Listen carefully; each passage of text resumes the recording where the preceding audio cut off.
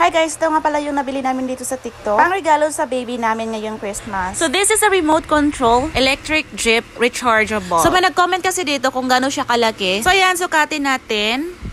So ayan, ang haba niya ay 4 na dangkal. So sukatin naman natin kung gaano siya kalapad. So 1, 2. So basically, may dalawang upuan dito. So meaning, sakto ang dalawang bata dito. So napakalaki na niya at medyo may kabigatan din siya. At meron din siyang basket dyan sa unahan. So meron nga pala siyang digital audio player. So meron siyang song, story, educational, and music. At dito naman sa kabila ay yung turn on switch niya. So aside sa remote control, ay pwede mo din siyang i-manual drive dito. So let's now turn it on.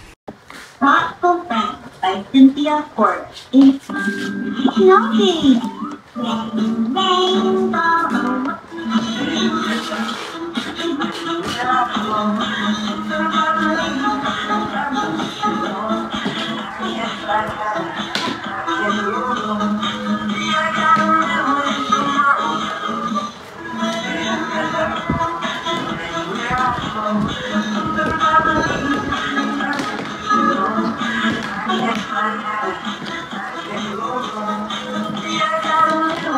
So ito yung remote control nito. In fairness, napakadali lang niyang i-operate. So aside sa nag-enjoy na yung baby mo sa joyride niya, ay nag-enjoy ka na rin sa pag-operate ng car niya. So it's a win-win situation. So parang stress reliever na rin namin to. So by the way, maximum of 30 kilos nga pala ang kaya nito. Pwede itong pang off-road, pero always dapat may kasama talaga si baby. Perfect for 2 years old up to 8 years old. I know this is a bit pricey, but imagine from 2 years old to 8 years old yung baby mo ay gamit na gamit to. So parang sulit na sulit lang talaga yung money na in-invest mo nito.